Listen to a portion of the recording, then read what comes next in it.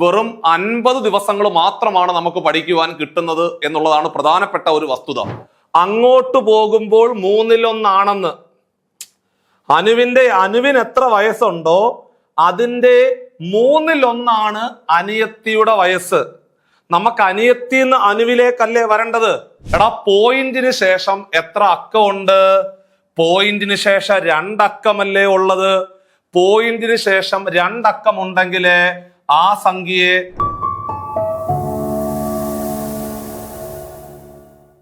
എല്ലാവർക്കും നമസ്കാരം. CC general PSC ചാനലിന്റെ മറ്റൊരു ക്ലാസ്സിലേക്ക് എല്ലാവർക്കും സ്വാഗതം. നമ്മൾ കമ്പനി ബോർഡ് LGS പരീക്ഷ പ്രിപ്പറേഷനുമായിട്ട് ബന്ധപ്പെട്ടുകൊണ്ട് മുമ്പോട്ട് പോകുന്നു.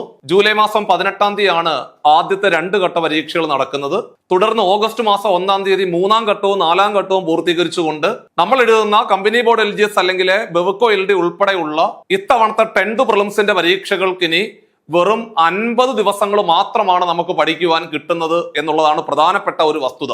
ആ 50 ദിവസം കൊണ്ട് നമ്മൾ ഈ ഒരു പരീക്ഷ ഏറ്റവും ഭംഗിയായിട്ട് ക്രാക്ക് ചെയ്യുക എന്നുള്ളതാണ് നമ്മുടെ ലക്ഷ്യം. നമുക്ക് എല്ലാവർക്കും അറിയാം, ഏകദേശം ഒരു 2500ഓളം അഡ്വൈസുകൾ അല്ലെങ്കിൽ നിയമനങ്ങൾ നടത്താൻ സാധ്യതയുള്ള കേരള PSC നടത്തുന്ന വിവിധ 10th ലെവൽ പരീക്ഷകളിലെ ഏറ്റവും പ്രധാനപ്പെട്ട പരീക്ഷയാണ് കമ്പനി ബോർഡ് LGS പരീക്ഷ.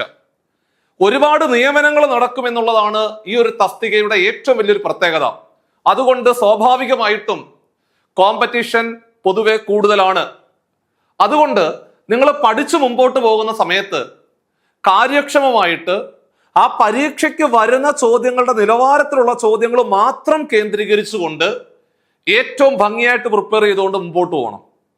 അല്ലാതെ പരീക്ഷയ്ക്ക് ചോദിക്കാൻ സാധ്യതയില്ലാത്ത കാര്യങ്ങളിലേക്ക് കേന്ദ്രീകരിച്ചുകൊണ്ട് സിലബസിന്റെ കംപ്ലീഷൻ ആണ് എന്ന് പറഞ്ഞുകൊണ്ട് നിങ്ങൾ ചോദിക്കാൻ സാധ്യതയില്ലാത്ത തരത്തിലുള്ള ചോദ്യങ്ങളിലേക്ക് ഒരു കാരണവശാലും പോകരുത് എന്നുള്ള കാര്യം കൂടെ സൂചിപ്പിക്കുകയാണ്. മാത്സിനകത്ത് 20 ചോദ്യങ്ങളാണ് ക്വസ്റ്റ്യൻ പേപ്പറിനകത്തുള്ളത്. ആ 20 ചോദ്യങ്ങളും ഒരു ശരാശരി LGS നിലവാരത്തിലുള്ള ചോദ്യങ്ങൾ മാത്രമേ പരീക്ഷയ്ക്ക് ചോദിക്കത്തുള്ളൂ. അപ്പൊ ഞാൻ ഇന്നത്തെ ക്ലാസ്സിൽ നിങ്ങൾക്ക് ആ ചോദ്യങ്ങളുടെ നിലവാരമാണ് ക്ലാസ്സിൽ പരിചയപ്പെടുത്താൻ പോകുന്നത്. ഞാൻ എടുത്തിരിക്കുന്ന ക്വസ്റ്റ്യൻ പേപ്പർ എന്ന് പറഞ്ഞാൽ 2017 നമ്മൾ കമ്പനി ബോർഡ് LGS പരീക്ഷ എഴുതിയ സമയത്ത് ആ ഒരു പരീക്ഷയ്ക്ക് ചോദിച്ച മാത്സിനകത്തെ 20 ചോദ്യങ്ങളും അതിന്റെ ഡീറ്റെയിൽഡ് ആയിട്ടുള്ള എക്സ്പ്ലനേഷനുമാണ് ഇന്നത്തെ ക്ലാസ്സിൽ പറയാൻ പോകുന്നത്. അതുകൊണ്ട് നിങ്ങളൊരു ബുക്ക് എടുത്തതിന് ശേഷം ഓരോ ചോദ്യങ്ങളും ബുക്കിനകത്തേക്ക് വൃത്തിയായിട്ട് എഴുതി വെച്ചിട്ട് ആദ്യം ഞാൻ ആ പറയുന്ന കാര്യങ്ങൾ ജസ്റ്റ് നിങ്ങളൊന്ന് കേൾക്കുക. അതിനുശേഷം ആ ക്വസ്റ്റ്യന്റെ എക്സ്പ്ലനേഷൻ പൂർത്തിയായി കഴിയുമ്പോൾ ആ വീഡിയോ പോസ് ചെയ്ത് വെച്ചതിന് ശേഷം ആ ചോദ്യം നിങ്ങൾ സ്വന്തമായിട്ട് ചെയ്യുക. ഇത്തരത്തിലെ കമ്പനി ബോർഡ് LGS മാത്സിന്റെ പരീക്ഷാ പ്രിപ്പറേഷനുമായിട്ട് ബന്ധപ്പെട്ടുകൊണ്ട് മാത്സിനകത്ത് നിന്നും ഏറ്റവും കുറഞ്ഞ ഒരു 18 മാർക്ക് സ്കോർ ചെയ്യുന്നതിന്റെ ഭാഗമായിട്ട് യൂട്യൂബിനകത്ത് നമ്മൾ സ്ഥിരമായിട്ട് ഇനി മുതൽ മാത്സിന്റെ ഫ്രീ ക്ലാസ്സുകൾ പ്രൊവൈഡ് ചെയ്യാൻ കൂടി തീരുമാനിച്ചിരിക്കുകയാണ്. ഇത്തരത്തിലുള്ള സാധ്യതകൾ പരമാവധി പ്രയോജനപ്പെടുത്തിക്കൊണ്ട് മാത്സിനകത്തെ മുഴുവൻ മാർക്ക് നിങ്ങൾക്ക് നേടിയെടുക്കുവാൻ സാധിക്കും. അപ്പൊ നമുക്ക് നേരെ ചോദ്യത്തിലേക്ക് പോകാം. മക്കളെ, ഒന്നാമത്തെ ചോദ്യം 10840 മുതൽ 10871 വരെയുള്ള തുടർച്ചയായ എണ്ണൽ സംഖ്യകൾ എത്ര എണ്ണം ഉണ്ടോ പിള്ളേരെ എന്നാണ് ചോദ്യം. കണ്ടോ, 10840 മുതൽ 10871 വരെയുള്ള സംഖ്യകൾ പരിശോധിക്കുമ്പോൾ അതിനകത്ത് എത്ര എണ്ണൽ സംഖ്യകളുണ്ട് എന്നാണ് ചോദിച്ചത്. ചെയ്യേണ്ട പരിപാടി ഇത്രയേ ഉള്ളൂ. ആ വലിയ സംഖ്യയെന്ന് ചെറിയ സംഖ്യ കുറച്ചിട്ട് 1 അങ്ങോട്ട് കൂട്ടുക. ഇത്രയും ചെയ്താൽ മതി. ഇത്രേ ഉള്ളൂ പരിപാടി. അപ്പോൾ വലിയ സംഖ്യ എന്ന് പറഞ്ഞാല് 10871 ആണ്. ചെറിയ സംഖ്യ എന്ന് പറഞ്ഞാല് 10840 ആണ്. വലിയ നമ്പറിൽ നിന്ന് ചെറിയ നമ്പർ കുറയ്ക്കണം. 1 ന്ന് 0 കുറച്ചാൽ 1, 7 4 കുറച്ചാൽ 3 ആണെന്നറിയാം. ബാക്കി എല്ലാം 0 31 വരും. അതിന്റെ കൂടെ 1 കൂട്ടുക. 31ന്റെ കൂടെ 1 കൂട്ടിയാൽ 32. അപ്പൊ ഒന്നാമത്തെ ക്വസ്റ്റ്യൻ എല്ലാവർക്കും മനസ്സിലായി. അതായത് ഒരു സംഖ്യ മുതൽ മറ്റൊരു സംഖ്യ വരെ തുടർച്ചയായ എണ്ണൽ സംഖ്യകളാണെന്ന് പറഞ്ഞിട്ട് ആ എണ്ണൽ സംഖ്യകൾ എത്ര എണ്ണം ഉണ്ടെന്ന് ചോദിച്ചാൽ വലിയ നമ്പറിൽ നിന്ന് ചെറിയ നമ്പർ കുറയ്ക്കുക, കിട്ടുന്ന ഉത്തരത്തിന്റെ കൂടെ ഒന്ന് കൂട്ടുക, നമ്മളുടെ ഉത്തരം സെറ്റ്. ഇതായിരുന്നു നമുക്ക് 2017 കമ്പനി ബോർഡ് LGSന്റെ പരീക്ഷയ്ക്ക് ചോദിച്ച മാത്സിനകത്തെ ഒരു ചോദ്യം. ഒരിക്കൽ കൂടി പറയുന്നു, ഒരു സംഖ്യ മുതൽ മറ്റൊരു സംഖ്യ വരെ തുടർച്ചയായിട്ടുള്ള എണ്ണൽ സംഖ്യകളാണ്. എത്ര എണ്ണം ഉണ്ടെന്ന് ചോദിച്ചാല് വലിയ നമ്പറിൽ നിന്ന് ചെറിയ നമ്പർ കുറയ്ക്കുക, എന്നിട്ട് ഒരൊന്ന് അങ്ങോട്ട് കൂട്ടുക, സംഭവം സെറ്റ്. രണ്ടാമത്തെ ചോദ്യം ഇതാണ്ടേ, കുറച്ച് മിശ്ര ഭിന്ന സംഖ്യകൾ തന്നതിന് ശേഷം എല്ലാം കൂടെ ഒന്ന് കൂട്ടാൻ ആണ് ചോദ്യകർത്താവ് ചോദിച്ചത്. മക്കളെ, നമുക്കറിയാം ആദ്യം കിടക്കുന്നത് 1/4. എടാ കുഞ്ഞുങ്ങളെ, 1/4 എന്ന് പറഞ്ഞാല് 1+4 അല്ലേ? 1/4 എന്ന് പറഞ്ഞാൽ 1+4 ആണ്. അടുത്തത് 2.5 എന്ന് പറഞ്ഞാൽ 2+1/2 2+1/2. അടുത്തത് 5/4. 5/4 എന്ന് പറഞ്ഞാല് 5+4 5/4. മൈനസ് 3.5 എന്ന് പറഞ്ഞാല് 3.5യുടെ മുമ്പില് ഒരു മൈനസ് ചിഹ്നമായതുകൊണ്ട് സ്വാഭാവികമായിട്ട് നമ്മൾ പറയും -3 -1/2 എന്ന് പറയും. കണ്ടോ, ഇത്രയും മനസ്സിലായോ?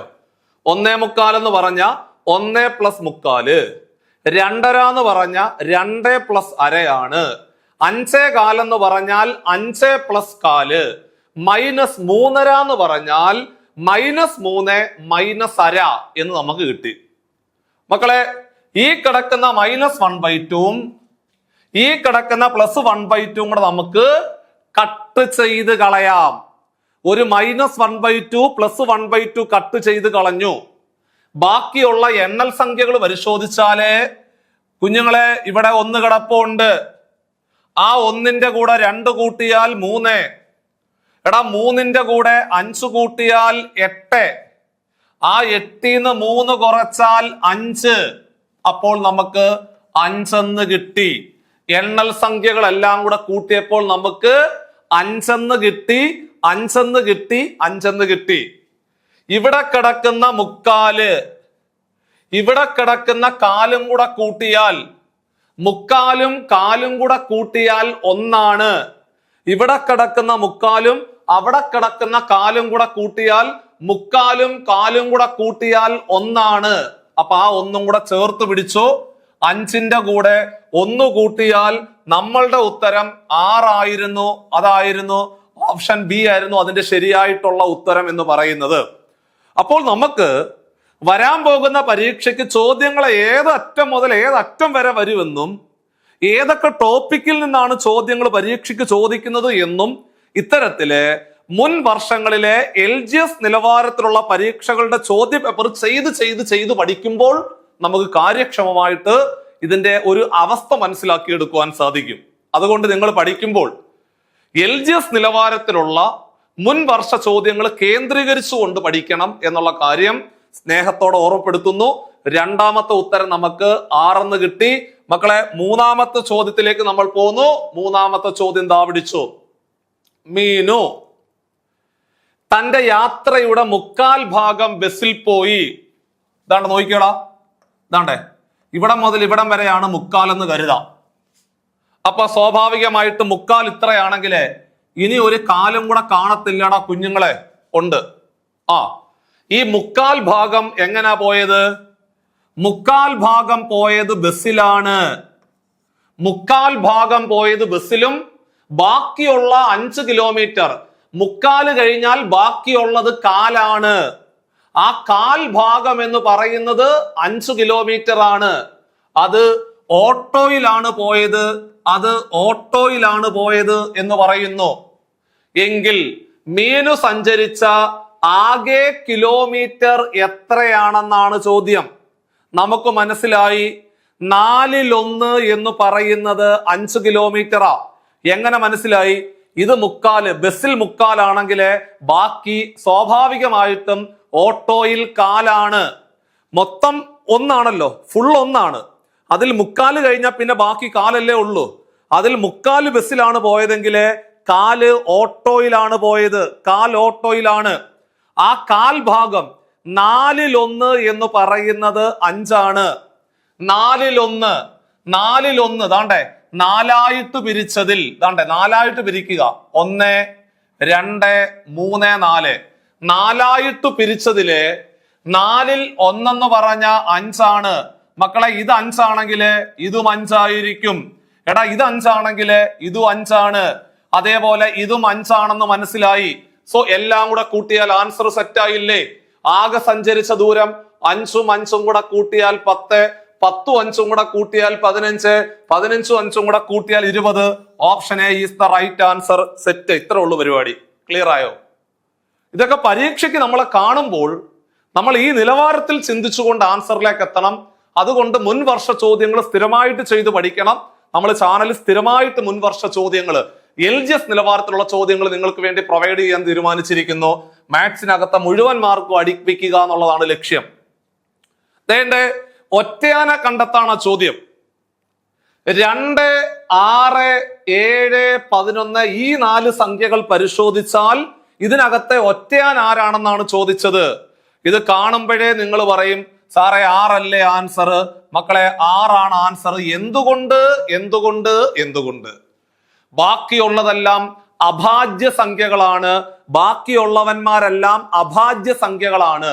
അപ്പോൾ എന്താണ് അഭാജ്യ സംഖ്യകൾ? നമുക്കറിയാം 2, 3, 5, 7, 11, 13, 17, 19, 23, 29 ഇങ്ങനെ പോകുന്ന സംഖ്യകളെ പറയുന്ന പേരാണ് അഭാജ്യ സംഖ്യകൾ, അല്ലെങ്കിൽ പ്രൈം നമ്പർ എന്ന് പറയും, അല്ലെങ്കിൽ അഭാജ്യ സംഖ്യകൾ എന്ന് പറയും.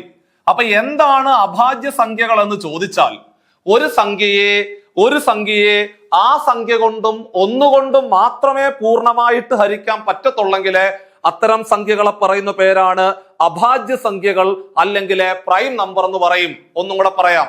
ഒരു സംഖ്യയെ ആ സംഖ്യ കൊണ്ടും ഒന്നുകൊണ്ടും മാത്രമേ പൂർണ്ണമായിട്ട് ഹരിക്കാൻ പറ്റത്തുള്ളെങ്കിൽ അത്തരം സംഖ്യകളെ പറയുന്ന പേരാണ് അഭാജ്യ സംഖ്യകൾ, അല്ലെങ്കിൽ പ്രൈം നമ്പർ എന്ന് പറയും, അഭാജ്യ സംഖ്യകൾ എന്ന് പറയും. ഏറ്റവും ചെറിയ അഭാജ്യ സംഖ്യ 2 ആണ്. ഏക ഇരട്ട അഭാജ്യ സംഖ്യ 2 ആണ്. ഏറ്റവും ചെറിയ ഒറ്റ അഭാജ്യ സംഖ്യ 3 ആണ്. ഏറ്റവും ചെറിയ അഭാജ്യ സംഖ്യ 2 ആണ്. ഏക ഇരട്ട അഭാജ്യ സംഖ്യ 2 ആണ്. ഏറ്റവും ചെറിയ ഒറ്റ അഭാജ്യ സംഖ്യ 3 ആണ്. മനസ്സിലാക്കിക്കോണം. ഈ സംഖ്യകളുടെയൊക്കെ പ്രത്യേകത, ഈ സംഖ്യകളെ ആ സംഖ്യ കൊണ്ടും ഒന്നുകൊണ്ടും മാത്രമേ പൂർണ്ണമായിട്ട് ഹരിക്കാൻ പറ്റത്തുള്ളൂ. അതുകൊണ്ട് ഇവന്മാരെ പറയുന്ന പേരാണ് അഭാജ്യ സംഖ്യകൾ എന്ന് പറയും. ഓക്കെയാണ്, അഭാജ്യ സംഖ്യയാണ്. 6 മാത്രം അഭാജ്യമല്ല. 6 എന്ന് പറയുന്നത് ഭാജ്യസംഖ്യയാണ്. 6 എന്ന് പറഞ്ഞാല് ഒരു ഭാജ്യസംഖ്യയാണ്. അഭാജ്യ സംഖ്യ അല്ലാത്തവന്മാരെ പറയുന്ന പേരാണ് ഭാജ്യസംഖ്യകൾ, അല്ലെങ്കിൽ കോമ്പോസിറ്റ് നമ്പർ എന്ന് പറയും. ഏതൊക്കെയാണെന്ന് ചോദിച്ചാൽ 4, 6, 8, 9, 10 ബാക്കിയുള്ള സംഖ്യകൾ 12, 14, 15, 16 ഇത്തരം സംഖ്യകളെ പറയുന്ന പേരാണ് ഭാജ്യസംഖ്യകൾ. ഏറ്റവും ചെറിയ അഭാജ്യ സംഖ്യ 2, ഏക ഇരട്ട അഭാജ്യ സംഖ്യ 2, ഏറ്റവും ചെറിയ ഒറ്റ അഭാജ്യ സംഖ്യ 3, ഏറ്റവും ചെറിയ ഭാജ്യ സംഖ്യ 4. സെറ്റ്. ഇത്രയും കാര്യങ്ങൾ മനസ്സിൽ ഓർമ്മയിൽ ഉണ്ടാവണം. ഇനി ഈ 6 എന്ന് പറയുന്ന സംഖ്യ നമ്മൾ ചിലപ്പോൾ ഒരുപക്ഷെ ആ സംഖ്യകൾ എന്ന് പറയുന്ന ചാപ്റ്ററിൽ നമ്മൾ 6ന്റെ പ്രത്യേകത പഠിച്ചിട്ടുണ്ടാവും. 6ന്റെ ഒരു പ്രത്യേകതയുണ്ട്. എന്താണ്? 6, 28, 496 ഈ 3 സംഖ്യകൾ നിങ്ങൾ കാണാതെ പഠിച്ചു വെച്ചിട്ടുണ്ടാകും. എന്താണ് ആ 3 സംഖ്യകളുടെ പ്രത്യേകത? ഈ സംഖ്യകളെ പറയുന്നത് പരിപൂർണ സംഖ്യകൾ എന്നാണ്. അതിന്റെ കാരണം നിങ്ങൾ അറിയേണ്ട ആവശ്യമില്ല. ഈ സംഖ്യകളെ പറയുന്ന പേരാണ് പരിപൂർണ സംഖ്യകൾ, അല്ലെങ്കിൽ സമ്പൂർണ സംഖ്യകൾ, അതും അല്ലെങ്കിൽ അനഘസംഖ്യകൾ എന്ന് പറയും. കണ്ടോ? ഏറ്റവും ചെറിയ പരിപൂർണ സംഖ്യ എന്ന് ചോദിച്ചാൽ ഉത്തരം 6. ഏറ്റവും ചെറിയ സമ്പൂർണ്ണ സംഖ്യ ഏത്? 6. ഏറ്റവും ചെറിയ അനഘസംഖ്യ ഏത്? 6. 2 അക്കമുള്ള പരിപൂർണ സംഖ്യ ഏത്? 28.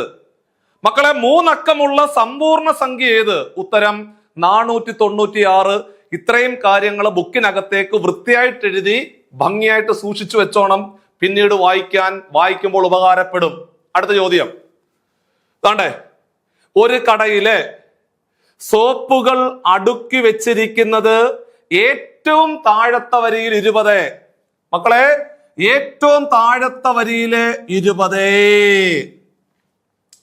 അതിന് മുകളിൽ 18, അതിന് മുകളിൽ 18 കണ്ടോ, അതിന് മുകളിൽ 16, അതിന് മുകളില് 16, ഇങ്ങനെ വന്ന് ഏറ്റവും മുകളിലത്തെ വരിയിലെ 2 സോപ്പുകളാണുള്ളത്.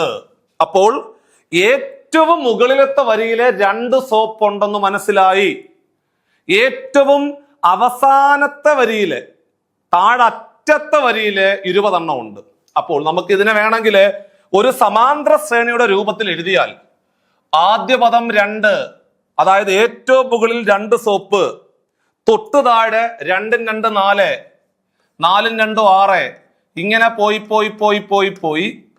സെക്കൻഡ് ലാസ്റ്റ് വരിയിലെ 18, അവസാനത്തെ വരിയിലെ 20. ഇതാണ് സോപ്പുകൾ അടുക്കി വെച്ചിരിക്കുന്നത്.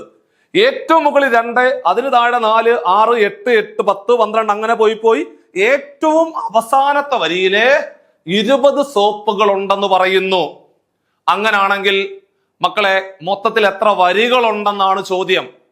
സോ വരികളുടെ എണ്ണം കണ്ടുപിടിക്കാനാണ് ചോദ്യകർത്താവ് നിങ്ങളോട് ചോദിക്കുന്നത്.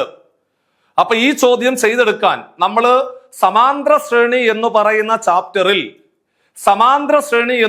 ചാപ്റ്ററിലെ പദങ്ങളുടെ എണ്ണം കണ്ടുപിടിക്കാനുള്ള ഇക്വേഷൻ പഠിച്ചിട്ടുണ്ട്. പക്ഷെ ഇതിന്റെ ആവശ്യമൊന്നുമില്ല. അത് കാരണം കണ്ട 1 2 2 2 2 4 3 2 6 4 2 ടൈ 2 10 പൈറ്റ് 2 20 പൈറ്റ് 2 20 പൈറ്റ് 2 20. അപ്പൊ സ്വാഭാവികമായിട്ടും 10 വരികളാണ് മൊത്തത്തിലുള്ളതെന്ന് മനസ്സിലാക്കാവുന്നതേ ഉള്ളൂ, അല്ലേ? അതൊക്കെ കോമൺ സെൻസിൽ അടിക്കാവുന്നതേ ഉള്ളൂ. അല്ലെങ്കിൽ ഒരു സമാന്തര ശ്രേണിയിലെ പദങ്ങളുടെ എണ്ണം കണ്ടുപിടിക്കാൻ അവസാന പദം മൈനസ് ആദ്യ പദം ബൈ പൊതുവ്യത്യാസം +1 ചെയ്താലും മതി. അങ്ങനെ ഒരു ഇക്വേഷൻ ഉണ്ട്. അവസാന പദം 20 മൈനസ് ആദ്യ പദം 2, 20ന്ന് 2 കുറച്ചാൽ 18, ആ 18നെ പൊതുവ്യത്യാസമായ 2 കൊണ്ട് ഹരിക്കണം, എന്നിട്ട് 1 കൂട്ടണം. പദങ്ങളുടെ എണ്ണം കണ്ടുപിടിക്കാനുള്ള ഇക്വേഷൻ അവസാന പദം മൈനസ് ആദ്യ പദം ബൈ പൊതുവ്യത്യാസം +1. ഇവിടുത്തെ പൊതുവ്യത്യാസം 2 വീതമാണ് കൂടി പോകുന്നത്. അതുകൊണ്ട് പൊതുവ്യത്യാസം 2 ആണെന്ന് മനസ്സിലാക്കി അവസാനിപ്പിക്കാം. നല്ല ചോദ്യം. Option C is your final answer. 1 mark കൂടെ നമ്മൾ ഉറപ്പിച്ചു. ശ്രേണിയിലെ അടുത്ത സംഖ്യ ഏതാടാ കുഞ്ഞുങ്ങളെ? 1ന്റെ കൂടെ 2 കൂട്ടുമ്പോഴല്ലേ 3 കിട്ടുന്നത്? 3ന്റെ കൂടെ 4 കൂട്ടുമ്പോഴല്ലേടാ 7 കിട്ടുന്നത്? 7ന്റെ കൂടെ 8 കൂട്ടുമ്പോഴല്ലേ 15 കിട്ടുന്നത്? 2 കൂട്ടി 4 കൂട്ടി 8 കൂട്ടി ഇവന്മാര് തമ്മിലുള്ള ബന്ധം double double double double double double double double double double 2ന്റെ ഇരട്ടി 4, 4ന്റെ ഇരട്ടി 8. അപ്പൊ സ്വാഭാവികമായിട്ട് 8ന്റെ ഇരട്ടി 16, 16 കൂട്ടിക്കോ.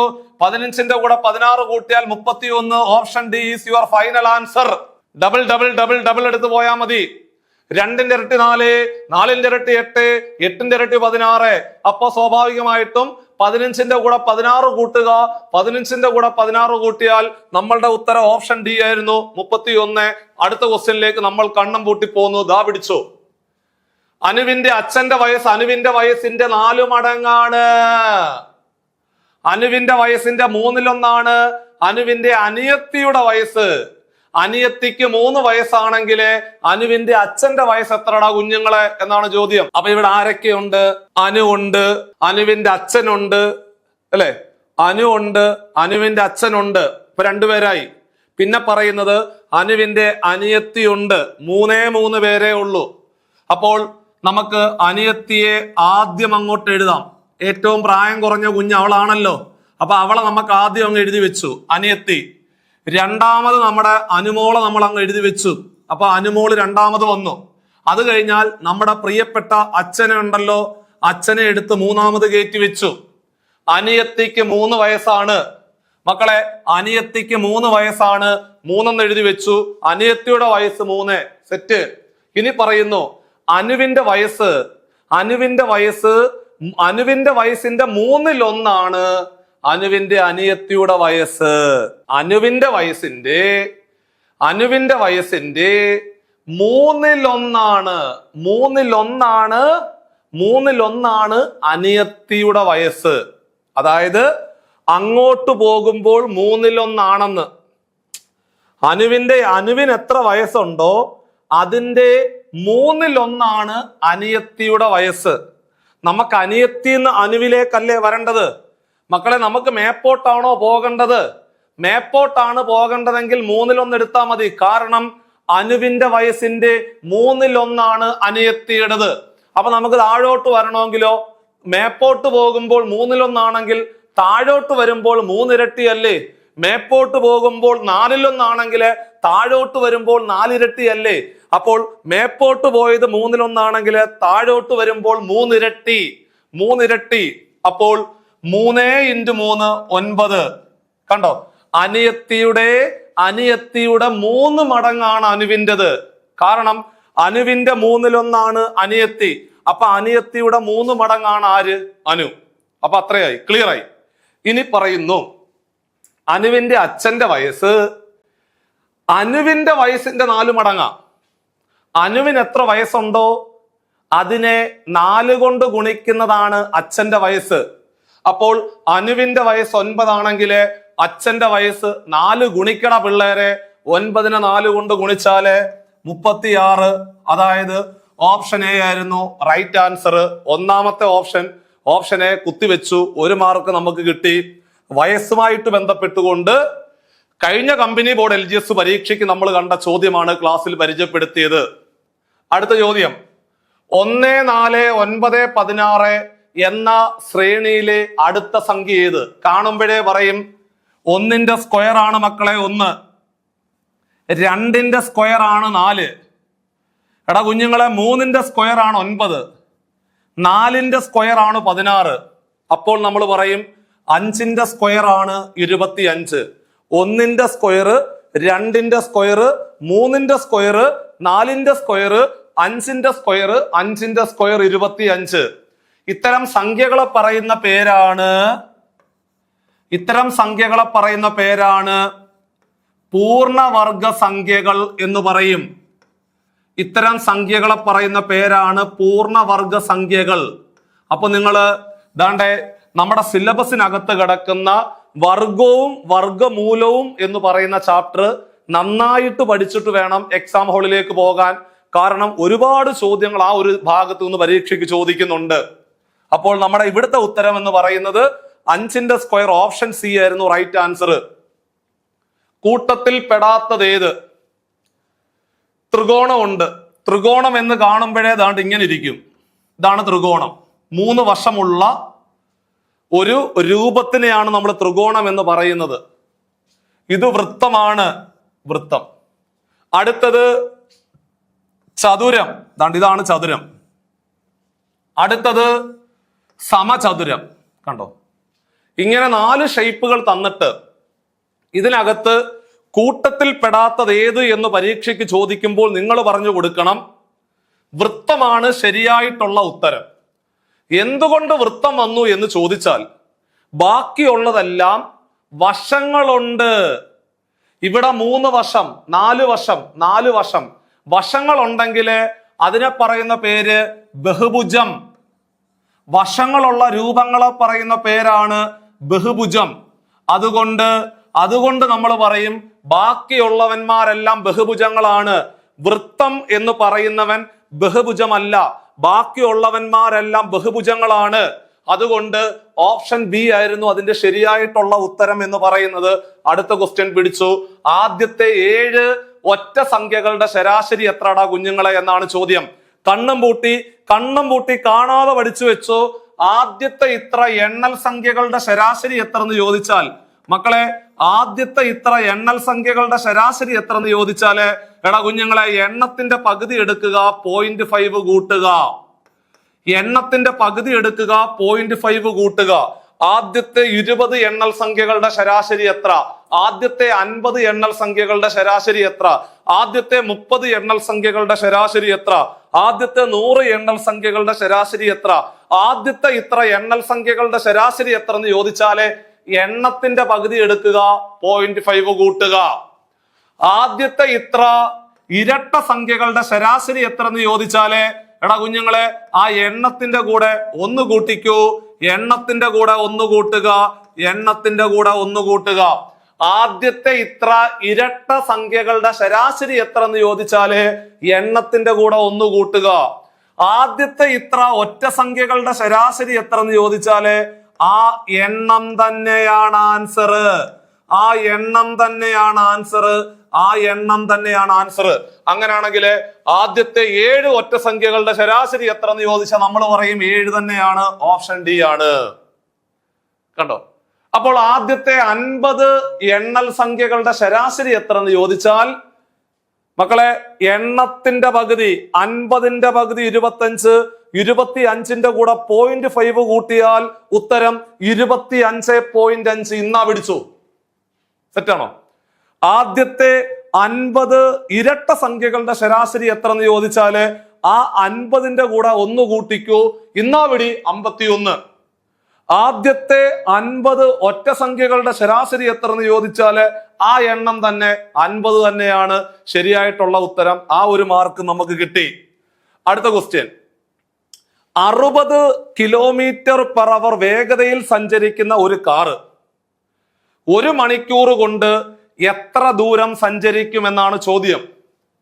60 km/h 60 km/h വേഗതയിൽ സഞ്ചരിക്കുന്നു എന്ന് പറഞ്ഞാൽ അതിന്റെ അർത്ഥം എന്തുവാ?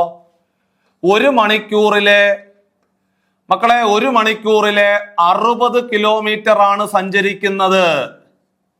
എടാ 1 മണിക്കൂറിലെ 60 കിലോമീറ്റർ ആണ് സഞ്ചരിക്കുന്നത്. ഒന്നും കൂടെ പറയാം, 60 km/h വേഗതയിൽ സഞ്ചരിക്കുന്നു എന്ന് കേട്ടാൽ നിങ്ങൾ പറയണം 1 മണിക്കൂറിലെ 60 കിലോമീറ്റർ ആണ് സഞ്ചരിക്കുന്നത്. 1 മണിക്കൂറിലെ 60 കിലോമീറ്റർ സഞ്ചരിച്ചാല് 5 മണിക്കൂർ കൊണ്ട് സഞ്ചരിച്ച ദൂരം കാണാൻ മക്കളെ 1 മണിക്കൂർ കൊണ്ട് 60. എടാ 1 മണിക്കൂർ കൊണ്ട് 60 ആണെങ്കിൽ 5 മണിക്കൂർ കൊണ്ട് 60 × 5 60 × 5 6×5 30 300. നമ്മളുടെ ഉത്തരം 300. ഇത്രേ ഉള്ളു പരിപാടി. 1 മണിക്കൂർ കൊണ്ട് 60. അപ്പൊ 5 മണിക്കൂർ കൊണ്ട് എത്ര എന്ന് ചോദിച്ചാൽ 60 × 5. 7 മണിക്കൂർ കൊണ്ട് എത്ര എന്ന് ചോദിച്ചാൽ 60 × 7. 8 മണിക്കൂർ കൊണ്ട് എത്ര എന്ന് ചോദിച്ചാൽ 60 × 8. അപ്പൊ അത്രേ ഉള്ളു പരിപാടി. അടുത്ത ക്വസ്റ്റ്യൻ ദാ പിടിച്ചു. ഇതാണ്ടേ 901 × 15, 89 × 15, 10 × 15.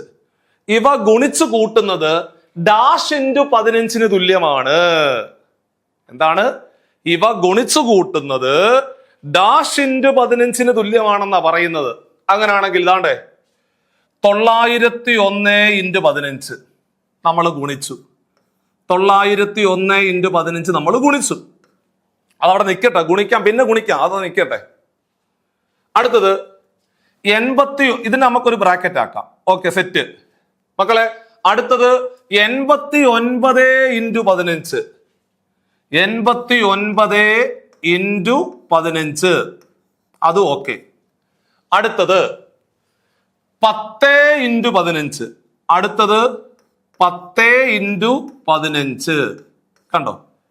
നമ്മൾ ഗുണിച്ചു. ഗുണിച്ചിട്ട് കൂട്ടാൻ പറഞ്ഞു, നമ്മൾ കൂട്ടി. കൂട്ടാൻ പറയുന്നു, നമ്മൾ കൂട്ടാൻ പോവാ. ഗുണിച്ച് കൂട്ടാൻ പോവാ നമ്മൾ ചെയ്യുന്നത്. ഇവന്മാരെ എല്ലാം കൂടെ ഗുണിച്ചങ്ങ് കൂട്ടാൻ പോവാ. നമ്മളിവിടെ നോക്കുമ്പോൾ ഇവിടെ ഒരു 15 ഉണ്ട്, ലവിടെ ഒരു 15 ഉണ്ട്, ലവിടെ ഒരു 15 ഉണ്ട് അല്ലേ? എല്ലായിടത്തും 15 ഉണ്ടെങ്കിൽ നമ്മൾ മാത്സിനകത്ത് പഠിച്ചിട്ടുണ്ട്, എല്ലായിടത്തും കോമൺ ആയിട്ട് ഒരുത്തം നിൽക്കുവാണെങ്കിൽ അവനെ ഇങ്ങ് പിടിച്ച് പുറത്തോട്ട് കൊണ്ടുവരാം. അല്ലേ അല്ലേ അല്ലേ? അങ്ങനെ പഠിച്ചിട്ടില്ലടാ. എടാ എല്ലായിടത്തും ഒരാൾ കോമൺ ആയിട്ട് നിൽക്കുവാണെങ്കിൽ മോനെ ഇങ്ങോട്ട് വട കുട്ടാന്ന് പറഞ്ഞിട്ട് അവനെ അങ്ങ് നമ്മൾ പിടിച്ച് പുറത്തിറക്കും അല്ലേ? അപ്പൊ താണ്ടേ എല്ലായിടത്തും 15 കിടപ്പുള്ളത് കൊണ്ട് നമ്മൾ ആ 15 ഇങ്ങ് പുറത്തോട്ട് അങ്ങ് ഇറക്കി. ബാക്കി എന്നാ ഉണ്ട്?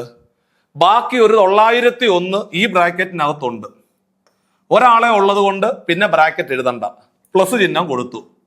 ഇവിടെ മക്കളെ 89 ഉണ്ട്, സെറ്റ്.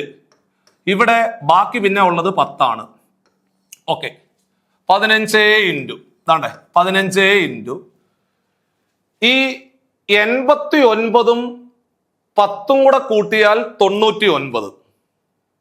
ആ 99ന്റെ കൂടെ 1 കൂട്ടിയാൽ 100. ആ 100ന്റെ കൂടെ 900 കൂട്ടിയാൽ 1000. അപ്പൊ ഇവിടെ 15 ഇൻറ്റു 1000 എന്ന് വരും.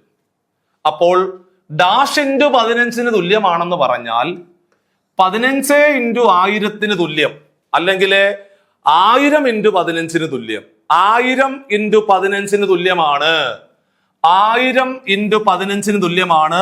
Option A is your final answer. കണ്ടോ, ഇത്ര ഉള്ളു പരിപാടി. ഒന്നുമില്ലടാ, ഇതിനകത്ത് കോമൺ ആയിട്ട് നിൽക്കുന്ന 15 ഇങ്ങി പുറത്തെടുക്കുക. എടുത്തു. ബാക്കിയുള്ളത് പിന്നെ 901, 89, 10 എല്ലാം കൂടെ കൂട്ടിയാൽ 1000. 15 ഇൻറ്റു 1000, 15 ഇൻറ്റു 1000, 15 ഇൻറ്റു 1000 ഡാഷിന് തുല്യമാണ്. ഡാഷ് ഇൻറ്റു 15ന് തുല്യമാണെന്ന് പറഞ്ഞാൽ 1000 ഇൻറ്റു 15ന് തുല്യമാണ്.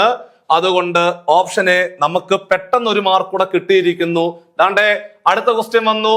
ഏറ്റവും വലിയ 3 അക്ക സംഖ്യയും ഏറ്റവും ചെറിയ 4 അക്കമുള്ള ഇരട്ട സംഖ്യയും തമ്മിലുള്ള വ്യത്യാസം എത്ര? ഏറ്റവും ചെറിയ ഒരക്കമുള്ള സംഖ്യ 1 അല്ലേ? ഏറ്റവും ചെറിയ ഒരക്കമുള്ളത് 1. ഏറ്റവും വലിയ ഒരക്കമുള്ളതോ? ഏറ്റവും വലിയ ഒരക്കമുള്ളത് 9 അല്ലേ? അല്ലേ? ഏറ്റവും ചെറിയ 2 അക്ക സംഖ്യ 10. ഏറ്റവും വലിയ 2 അക്ക സംഖ്യ 99. ഏറ്റവും ചെറിയ 3 അക്ക സംഖ്യ, ഏറ്റവും ചെറിയ 3 അക്ക സംഖ്യ 100. ഏറ്റവും വലിയ 3 അക്ക സംഖ്യ 999. അങ്ങനാണെങ്കിൽ ഏറ്റവും വലിയ 3 അക്കമുള്ള ഒറ്റ സംഖ്യ 3 അക്ക സംഖ്യ, ഏറ്റവും വലിയ 3 അക്ക സംഖ്യ എന്ന് പറയുമ്പോഴേ അത് 999 ആണ്. ഏറ്റവും വലിയ 3 അക്ക സംഖ്യ എന്ന് പറഞ്ഞാൽ 999 ആണ്.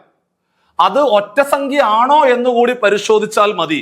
ആണല്ലോ, ആണല്ലോ. ആ 999 എന്ന് പറയുന്നത് ഒറ്റ സംഖ്യ അല്ലേ? ഒറ്റ സംഖ്യ. ഒറ്റ സംഖ്യ എന്ന് പറഞ്ഞാൽ ഓഡ് നമ്പർ ആണോ മക്കളെ? ഓഡ് നമ്പറിന്റെ പ്രത്യേകത എന്താണ്? അവസാനത്തെ അക്കം എന്തൊക്കെ വരാം? ഈ 2, 4, 6, 8, 0 വരാതിരുന്നാൽ മതി. 0, 2, 4, 6, 8 വന്നാൽ ഇരട്ട സംഖ്യ, അല്ലാത്തതല്ല ഒറ്റയാ. അപ്പൊ 9ൽ അവസാനിച്ചത് കൊണ്ട് അത് ഒറ്റ സംഖ്യ. അപ്പോൾ അത് നമുക്ക് ഉറപ്പിച്ചു. ഏറ്റവും വലിയ 3 അക്കമുള്ള ഒറ്റ സംഖ്യ എന്ന് പറഞ്ഞാൽ 999 ആണെന്ന് മനസ്സിലായി. ഇനി ഏറ്റവും ചെറിയ 4 അക്കമുള്ള സംഖ്യ മക്കളെ, ഏറ്റവും ചെറിയ 4 അക്ക സംഖ്യ എന്ന് പറഞ്ഞാൽ 1000. ഏറ്റവും വലിയ 4 അക്ക സംഖ്യ എന്ന് പറഞ്ഞാൽ 9999 ആണെന്ന് നമുക്കറിയാം. ഏറ്റവും ചെറിയ 4 അക്ക സംഖ്യ, ഏറ്റവും ചെറിയ 4 അക്ക സംഖ്യ എന്ന് പറഞ്ഞാൽ 1 കഴിഞ്ഞ് 3 0 ഇടുക. ഏറ്റവും വലിയ 4 അക്ക സംഖ്യ എന്ന് പറഞ്ഞാൽ 9999. ഏറ്റവും ചെറിയ 5 അക്ക സംഖ്യ എന്ന് പറഞ്ഞാൽ 1 കഴിഞ്ഞ് 4 0 എഴുതുക. ഏറ്റവും വലിയ 5 അക്ക സംഖ്യ എന്ന് പറഞ്ഞാൽ 5 9 നിരത്തി എഴുതിയാൽ മതി. അപ്പോൾ ഇവിടെ ഏറ്റവും വലിയ 3 അക്ക സംഖ്യ എന്ന് പറഞ്ഞാൽ 999 ആണ്. അത് ഒറ്റ കൂടി ആയതുകൊണ്ട് നമ്മുടെ എല്ലാ കാര്യവും സെറ്റായി. അടുത്തത് ഏറ്റവും ചെറിയ 4 അക്ക സംഖ്യ എന്ന് പറഞ്ഞാല് അത് 1000 ആണ്. മാത്രമല്ല അത് ഇരട്ട കൂടി ആയതുകൊണ്ട് ആ ഒരു ഭാഗം സെറ്റായി. മക്കളെ, ഇവന്മാര് തമ്മിലുള്ള വ്യത്യാസം എത്രയാണോ കുഞ്ഞുങ്ങളെ എന്നാണ് ചോദ്യം. 1000ഉം 999 തമ്മിലുള്ള വ്യത്യാസം മക്കളെ 1 അല്ലടാ കുഞ്ഞുങ്ങളെ. അപ്പൊ അതുകൊണ്ട് നമ്മൾ കണ്ണും പൂട്ടിയ ആൻസർ ഓപ്ഷൻ ഡി പറഞ്ഞു. അത്രേ ഉള്ളു പരിപാടി. അപ്പൊ ഇവിടെ നിങ്ങൾ മനസ്സിലാക്കേണ്ടത് അടിസ്ഥാനപരമായിട്ടുള്ള ചോദ്യങ്ങൾ മാത്രമേ കമ്പനി ബോർഡ് LGSന്റെ പ്രിലിംസിന്റെ പരീക്ഷയ്ക്ക് ചോദിക്കത്തുള്ളൂ. ആധികാരികമായിട്ട് നിങ്ങൾ പഠിച്ച് മുമ്പോട്ട് പോയിട്ട് കാര്യമില്ലെന്നുള്ള ഒരു ഓർമ്മപ്പെടുത്തൽ കൂടിയായിരുന്നു ക്ലാസ്. അടുത്ത ക്വസ്റ്റ്യൻ ഡയറക്ഷനുമായിട്ട് ബന്ധപ്പെട്ട ചോദ്യം. എപ്പോഴും നമ്മൾ പഠിക്കുന്നതാ. ആദ്യം നമ്മൾ 4 ഡയറക്ഷൻ അങ്ങ് വരയ്ക്കും. എന്താണ്ടേ 4 ഡയറക്ഷൻ അങ്ങോട്ട് വരച്ചു. എന്താണ്ടേ north, east, south, west 4 direction വൃത്തിയായിട്ട് വരച്ചു. നോർത്ത്, ഈസ്റ്റ്, സൗത്ത്, വെസ്റ്റ് അല്ലെ? കറക്റ്റ് ആയിട്ട് വരച്ചു. എന്നിട്ട് ഒരാള് വടക്കോട്ട് പോകുന്നു, അല്ലെ പടിഞ്ഞാട്ട് പോകുന്നു, അല്ലെ കിഴക്കോട്ട് പോകുന്നു, അല്ലെ തെക്കോട്ട് പോകുന്നു എന്ന് പറഞ്ഞിട്ട് ചോദ്യകർത്താവ് പറയും. കുറെ നേരം കഴിഞ്ഞപ്പോൾ അവൻ വലത്തോട്ട് തിരിഞ്ഞു. അല്ലെങ്കിൽ ഇടത്തോട്ട് തിരിഞ്ഞു, വലത്തോട്ട് തിരിഞ്ഞു, ഇടത്തോട്ട് തിരിഞ്ഞു, വലത് ഇടത്, വലത് ഇടത്, ഇടത് വലത്, വലത് ഇടത്, ഇങ്ങനെ ആയിരിക്കും പറയുന്നത്. വലതെന്ന് കേട്ടാൽ ക്ലോക്ക് വൈസ്. എന്താണ്? വലതെന്ന് കേട്ടാൽ ക്ലോക്ക് വൈസ്, ഇടതെന്ന് കേട്ടാൽ ആന്റി ക്ലോക്ക് വൈസ്. വലതെന്ന് കേട്ടാൽ ക്ലോക്ക് വൈസ്, ഇടതെന്ന് കേട്ടാൽ ആന്റി ക്ലോക്ക് വൈസ്. താണ്ടേ കിഴക്കോട്ട് നോക്കിക്കൊണ്ടിരിക്കുന്ന ഒരു മനുഷ്യൻ വലത്തോട്ട് തിരിഞ്ഞു എന്ന് പറഞ്ഞാൽ മക്കളെ ക്ലോക്ക് വൈസ്, സൗത്തിലേക്കാണ് പോകുന്നത്. സൗത്തിലേക്ക് നടന്നുകൊണ്ടിരിക്കുന്ന ഒരു മനുഷ്യൻ, അതായത് തെക്കോട്ട് നടന്നുകൊണ്ടിരിക്കുന്ന ഒരു മനുഷ്യൻ ഇടത്തോട്ട് തിരിഞ്ഞു എന്ന് പറഞ്ഞാൽ സൗത്തിന്റെ ആന്റി ക്ലോക്ക് വൈസ്, ഈസ്റ്റ്. കണ്ടോ, ഇത്രേ ഉള്ളു പരിപാടി. വലതെന്ന് കേട്ടാൽ ക്ലോക്ക് വൈസ്, ഇടതെന്ന് കേട്ടാൽ ആന്റി ക്ലോക്ക് വൈസ്. ഇത്രയും കാര്യം മാത്രം ഓർത്തിരുന്നാൽ മതി. നമുക്ക് നേരെ വരാം. ഓക്കെ, നാണ്ടേ ഒരാള് നടക്കാൻ ഇറങ്ങിയാൽ ആകെ 1 കിലോമീറ്റർ നടക്കും. 1 കിലോമീറ്റർ ആണ് നടക്കുന്നത്. ഓരോ 100 മീറ്റർ നടക്കുമ്പോഴും ഇടത്തോട്ട് തിരിഞ്ഞു നടക്കും. കേട്ടോ, 100 മീറ്റർ നടക്കുമ്പോൾ 100 മീറ്റർ നേരെ നടന്നാൽ പിന്നെ അയാൾ ഇടത്തോട്ട് അങ്ങ് തിരിയും. പിന്നെ 100 മീറ്റർ മുമ്പോട്ട് പോകുമ്പോൾ വീണ്ടും ഇടത്തോട്ട് തിരിയും. അങ്ങനെ 100 മീറ്റർ നടന്നാൽ ഇടത്തോട്ട് തിരിഞ്ഞാണ് ആ മനുഷ്യൻ പൊക്കോണ്ടിരിക്കുന്നത്. അങ്ങനെയാണെങ്കിൽ ആദ്യത്തെ 100 മീറ്റർ നടന്നത് കിഴക്കോട്ടാണ്. അങ്ങനെയാണെങ്കിൽ കിഴക്ക് ദിശയിലേക്കാണ് നടക്കേണ്ടത്. ആദ്യത്തെ 100 മീറ്റർ നടന്നത് കിഴക്ക് ദിശയിലേക്കാണ്. അങ്ങനെയാണെങ്കിൽ അവസാനം ഉണ്ടല്ലോ, അവസാനം ആ മനുഷ്യൻ ഏത് ദിശയിലാണ് നടക്കുന്നത് എന്നാണ് ചോദ്യകർത്താവ് ചോദിച്ചത്. ക്വസ്റ്റ്യന് ചെറിയൊരു കറക്ഷൻ ഉണ്ട്, നിങ്ങൾ അത് അങ്ങനെ ആക്കി എടുത്തോളുക. ഓക്കെ, അപ്പോൾ 100 മീറ്ററിന്റെ 10 റൗണ്ട് കംപ്ലീറ്റ് ചെയ്താൽ 100 × 10 1000. 1000 മീറ്റർ എന്ന് പറഞ്ഞാൽ 1 കിലോമീറ്റർ സെറ്റ്. 100 മീറ്റർ നടന്നു, ഒരു തവണ റൗണ്ട് അടിച്ചു. അല്ല, റൗണ്ട് അടിക്കുക എന്ന് പറഞ്ഞാൽ ഇടത് തിരിഞ്ഞു അല്ലേ, പിന്നെ 100 മീറ്റർ. അങ്ങനെ 10 പ്രാവശ്യം തിരിയുമ്പോൾ ഈ പറയുന്ന 1 കിലോമീറ്റർ എന്ന് പറയുന്ന ദൗത്യം പക്കയായിട്ട് പൂർത്തിയാവും, സെറ്റ്. അങ്ങനെയാണെങ്കിൽ മക്കളെ ആദ്യം നടന്ന എങ്ങോട്ടാ? കിഴക്ക് ദിശയിലേക്ക് നടന്നു. ദാണ്ടെ കിഴക്കോട്ട് നടന്നു. ദാണ്ടെ കിഴക്കോട്ട് നടന്നു 10 കിലോമീറ്റർ. കിഴക്ക് ദിശയിലേക്ക് 10 കിലോമീറ്റർ നടന്നു. എന്നിട്ട് അപ്പൊ അത് 100 മീറ്റർ നടന്നു. പിന്നെല്ലാം എങ്ങോട്ടാ? ഇടത് ഇടത് ഇടത് ഇടത്. അപ്പൊ ഇടതെന്ന് കേട്ടാൽ അറിഞ്ഞോണം മക്കളെ, ഇടതെന്ന് കേട്ടാൽ ആന്റി ക്ലോക്ക് വൈസ് ആണ്. അപ്പോ കിഴക്കിന്റെ ആന്റി ക്ലോക്ക് വൈസ് നോർത്ത്. അപ്പൊ അടുത്ത മൂവ്മെന്റ് നോർത്ത്. കണ്ടോ 100 നോർത്ത്. നോർത്ത് കഴിഞ്ഞാൽ പിന്നെ വെസ്റ്റ്. കണ്ടോ, വെസ്റ്റ് 100. കണ്ടോ, പിന്നെയും വെസ്റ്റ് കഴിഞ്ഞാൽ പിന്നെയും സൗത്ത്. ആന്റി ക്ലോക്ക് വൈസിൽ അങ്ങ് പോയാൽ മതി. കണ്ടേ, സൗത്തിലേക്ക് 100. കണ്ടോ, ഇപ്പൊ എത്ര മീറ്റർ ആയി? 100, 200, 300, 400 ആയോ? 400 ആയി. വീണ്ടും 500, 600, 700, 800, 900, 1000. കണ്ടോ, 1000 ആവുമ്പോ ഈ പോയിന്റിലെത്തും. അതായത് വടക്ക് ദിശയിലേക്ക് നോക്കുന്നു. അവസാനം ആ മനുഷ്യൻ നോക്കുന്നത് വടക്ക് ദിശയിലേക്കാണ്. അവസാനം ആ മനുഷ്യൻ അതായത് 1 കിലോമീറ്റർ പൂർത്തിയാകുമ്പോൾ അയാൾ ഏത് ദിശയിലേക്കാണ് നോക്കുന്നത് എന്നാണ് ചോദിച്ചത്. ഉത്തരം വടക്കാണ് ആൻസർ. ഒന്നും കൂടെ പറഞ്ഞു തരാം. എന്നാണ്ടേ ശ്രദ്ധിച്ചൊന്ന് കേട്ടാൽ മതി, എന്റെ കൂടെ നിങ്ങളൊന്ന് പിടിച്ചാൽ മതി. ശ്രദ്ധിച്ച് കേൾക്കണം. വളരെ വളരെ പ്രധാനപ്പെട്ട ചോദ്യം. കുറെ അധികം ആൾക്കാർ അന്ന് തെറ്റിച്ചൊരു ക്വസ്റ്റ്യനാണ്. അതുകൊണ്ടാണ് ഞാൻ ഈ വീണ്ടും നിങ്ങൾക്ക് ഇത് പറഞ്ഞു തരുന്നത്. ശ്രദ്ധിച്ചു കേൾക്കുക. ആദ്യം എങ്ങോട്ടാ മക്കളെ? ആദ്യം കിഴക്കോട്ട് അല്ലേ? ആദ്യത്തെ 100 മീറ്റർ നടന്നത് കിഴക്കോട്ടാ. അതാണ്ടേ കിഴക്കോട്ട്. ഇത് 100. പിന്നെ ഈ 100 കഴിഞ്ഞാൽ പിന്നെ ആ മനുഷ്യൻ നടക്കുന്നതെല്ലാം ഇടത് ഇടത് ഇടത് ഇടത്. അങ്ങനെ ഇടതെന്ന് കേട്ടാൽ പിന്നെ ക്ലോക്ക് വൈസ്, ആന്റി ക്ലോക്ക് വൈസാ. പിന്നെ നമ്മൾ തിരിയേണ്ട ആവശ്യമില്ല. ആന്റി ആന്റി ആന്റി ആന്റി അടിച്ചങ്ങ് പോയാൽ മതി. ആന്റി അടിച്ചങ്ങ് പോയാൽ മതി. നമ്മൾ ഇങ്ങനെ തിരിച്ചങ്ങ് അടുത്ത് ആന്റി അടിച്ചു പോയാൽ മതി. കിഴക്കിന്റെ ആന്റി നോർത്ത്. കണ്ടോ, നോർത്തിന്റെ ആന്റി വെസ്റ്റ്. വെസ്റ്റിന്റെ ആന്റി സൗത്ത്. കണ്ടോ, കറക്റ്റ് 400 മീറ്റർ കഴിഞ്ഞു. സ്റ്റാർട്ടിംഗ് പോയിന്റ് തന്നെ തിരിച്ചു വന്നു. വീണ്ടും 500, 600, 700, 800, 900 ആയപ്പോ ഇവിടെ എത്തി. 1000 ആയപ്പോൾ ഞാൻ ഇവിടെ എത്തി, ഈ പോയിന്റിൽ നിൽക്കുന്നു. ഏത് ദിശയിലേക്കാണ് നോക്കുന്നതെന്ന് ചോദിച്ചതാണ്ടേ, ഇങ്ങോട്ടാണ് നോക്കിക്കൊണ്ട് നിൽക്കുന്നത്. മേപ്പോട്ട് നോക്കുന്നു എന്നർത്ഥം. നോർത്ത് ദിശ, വടക്ക് ദിശയിലേക്കാണ് ആ മനുഷ്യൻ ഇപ്പോൾ നോക്കുന്നത് എന്ന് ഭംഗിയായിട്ട് പറഞ്ഞ് നമുക്ക് അവസാനിപ്പിച്ചുകൊണ്ട് അടുത്ത ക്വസ്റ്റ്യനിലേക്ക് നമുക്ക് പതിയെ അങ്ങോട്ട് പോകാം. മക്കളെ, 200 രൂപയ്ക്ക് വാങ്ങിയ ഒരു സാധനം 250 രൂപയ്ക്ക് വിറ്റാൽ ലാഭശതമാനം എത്ര? 200 രൂപയ്ക്ക് വാങ്ങിച്ച ഒരു സാധനം 250 രൂപയ്ക്ക് വിറ്റാൽ ലാഭശതമാനം എത്ര? ലാഭശതമാനം കണ്ടുപിടിക്കാൻ ലാഭത്തിനെ 100 കൊണ്ട് ഗുണിക്കുക. എഴുതിയെടുക്കുക, അറിയാത്തവർ എഴുതിയെടുത്തു. മക്കളെ, ലാഭശതമാനം കണ്ടുപിടിക്കാൻ ലാഭത്തിനെ 100 കൊണ്ട് ഗുണിക്കുക. ലാഭം ഇൻറ്റു 100 ഡിവൈഡഡ് ബൈ വാങ്ങിയ വില. വാങ്ങിയ വില. ലാഭം ഇൻറ്റു 100 ഡിവൈഡഡ് ബൈ വാങ്ങിയ വില. നഷ്ടശതമാനം കണ്ടുപിടിക്കാൻ നഷ്ടം ഇൻറ്റു 100 ഡിവൈഡഡ് ബൈ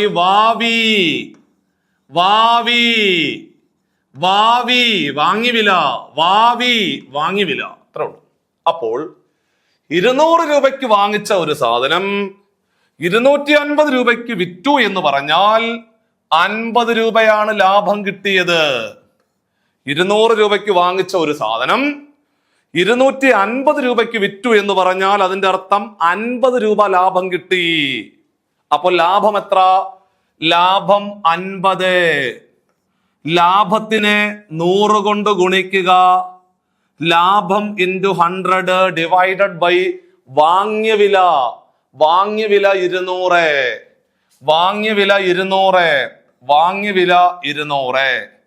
ലാഭം 50. ലാഭം ഇൻറ്റു 100 ഡിവൈഡഡ് ബൈ വാങ്ങിയ വില. 200. 100ഉം 200ഉം കൂടെ വെട്ടിയാൽ മക്കളെ 100 ഇൻറ്റു 2 ആണ് 200. 100 ഇൻറ്റു 2 ആണ് 200. 100 ഇൻറ്റു 2 200. 50നെ 2 കൊണ്ട് ഹരിച്ചാല് 50ന്റെ പകുതി 25. Answer option D is your final answer. ലാഭശതമാനം കണ്ടുപിടിക്കാൻ ലാഭം ഇൻറ്റു 100 ഡിവൈഡഡ് ബൈ വാങ്ങിയ വില. നഷ്ടശതമാനം കണ്ടുപിടിക്കാൻ നഷ്ടം ഇൻറ്റു 100 ഡിവൈഡഡ് ബൈ വാങ്ങിയ വില. 0.35 എന്ന ദശാംശ സംഖ്യയുടെ ഭിന്നസംഖ്യാ രൂപമേതെന്നാണ് ചോദ്യകർത്താവ് ചോദിച്ചത്. അപ്പോൾ നമുക്കെല്ലാവർക്കും അറിയാം എത്ര ദശാംശ സ്ഥാനമുണ്ട്. അതായത് മക്കളെ, പോയിന്റിന് ശേഷം എത്ര അക്കം ഉണ്ടെന്ന് നോക്കുക. എടാ, പോയിന്റിന് ശേഷം എത്ര അക്കം ഉണ്ട്? പോയിന്റിന് ശേഷം 2 അക്കമല്ലേ ഉള്ളത്? പോയിന്റിന് ശേഷം 2 അക്കം ഉണ്ടെങ്കിൽ ആ സംഖ്യയെ 100 കൊണ്ട് ഹരിക്കുന്നു എന്നാണ് അർത്ഥം. പോയിന്റിന് ശേഷം 3 സ്ഥാനമുണ്ടെങ്കിൽ ആ സംഖ്യയെ 1000 കൊണ്ട് ഹരിക്കുന്നു എന്നാണ് അർത്ഥം. പോയിന്റിന് ശേഷം ഒരക്കമേ ഉള്ളൂ എന്ന് കരുതുക. അതായത് 0.7 എന്ന് മാത്രമേ ഉള്ളെങ്കിൽ നമ്മൾ പറയും 7/10 ആണ്. കണ്ടോ? അപ്പോൾ 2 സ്ഥാനമുള്ളത് കൊണ്ട് നമ്മൾ പറയും 2 0. അതായത് 100 കൊണ്ട് ഹരിക്കുക. വെട്ട് 35ഉം 100ഉം കൂടെ 5 കൊണ്ട് വെട്ടാം. 5 കൊണ്ട് വെട്ടുക എന്ന് പറഞ്ഞ അർത്ഥം 5 കൊണ്ട് ഹരിക്കുക. 5 കൊണ്ട് ഹരിക്കുക. 35നെ 5 കൊണ്ട് ഹരിച്ചാൽ 7. 100നെ 5 കൊണ്ട് ഹരിച്ചാല് 20. 7/20. Option C is your final answer. പൊളി. ഇത്രേ ഉള്ളൂ. ഇങ്ങനെ ഇത് പഠിക്കണം. ഒരു ദശാംശ സ്ഥാനമേ ഉള്ളെങ്കിൽ 10 കൊണ്ട് ഹരിച്ചു.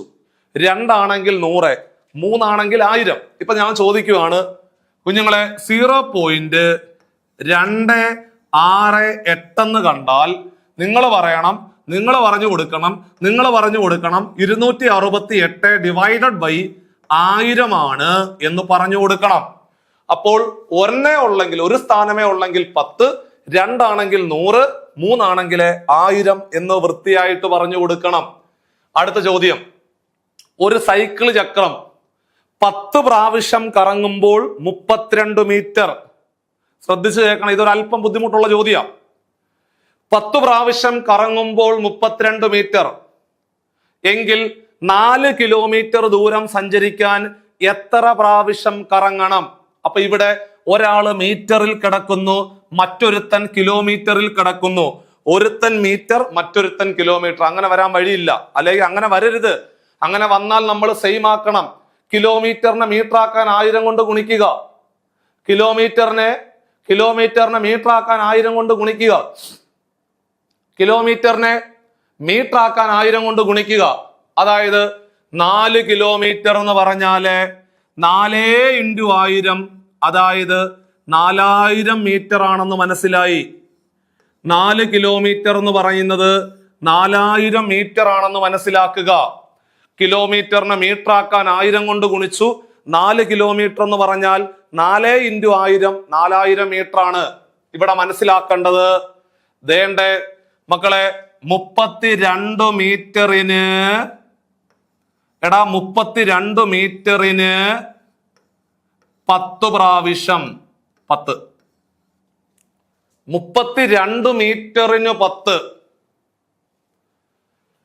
4000 മീറ്ററിന് എത്ര? 4000 മീറ്ററിന് എത്ര? ഇതാണ് നമ്മുടെ ചോദ്യം. ശ്രദ്ധിച്ചു പഠിച്ചോണം, ശ്രദ്ധിച്ചു പഠിക്കണം.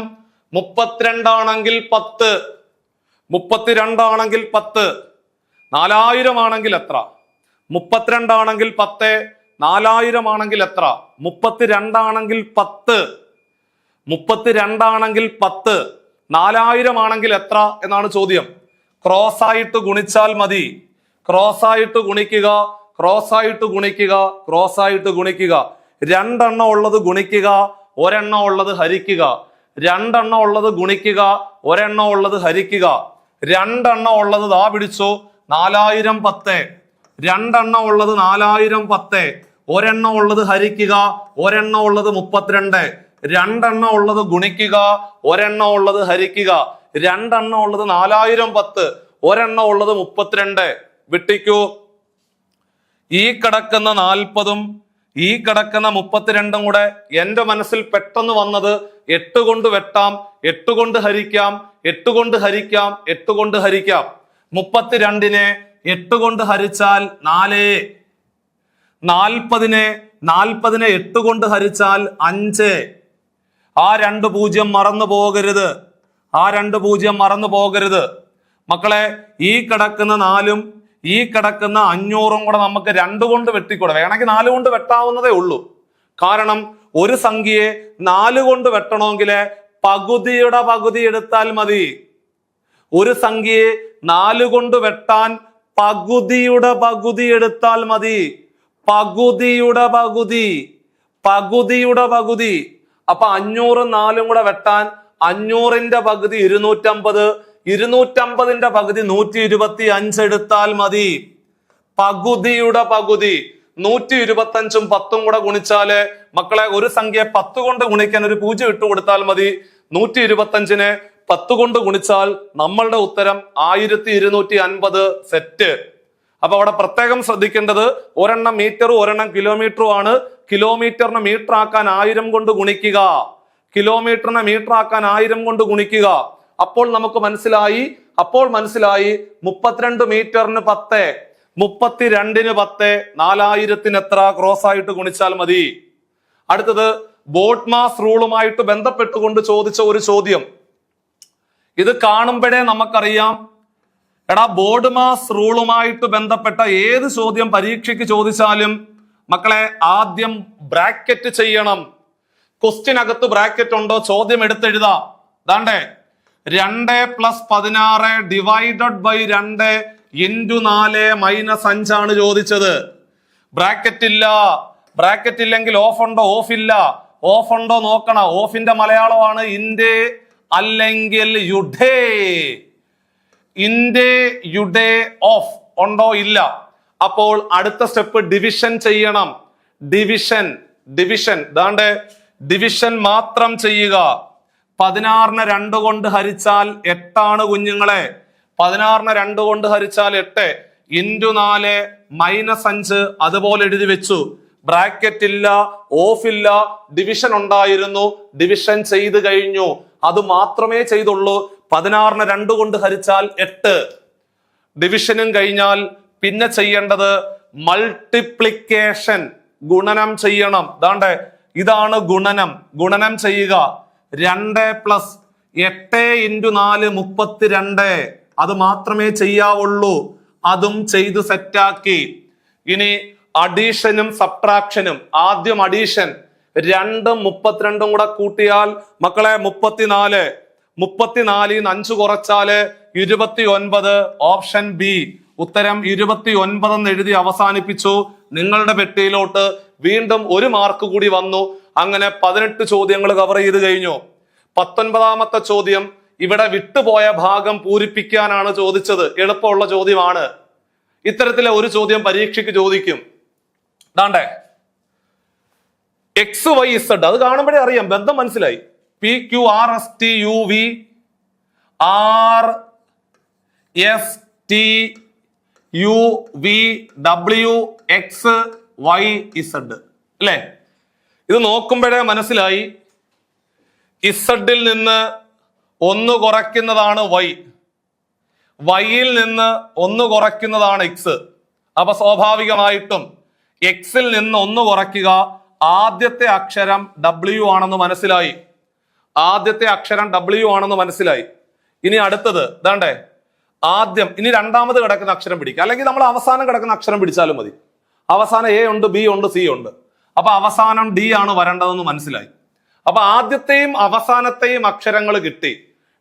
Wയിൽ തുടങ്ങി ഡിയിൽ അവസാനിക്കുന്ന ഉത്തരം. അപ്പൊ ഇതല്ലെന്ന് മനസ്സിലായി, ഇതും അല്ലെന്ന് മനസ്സിലായി.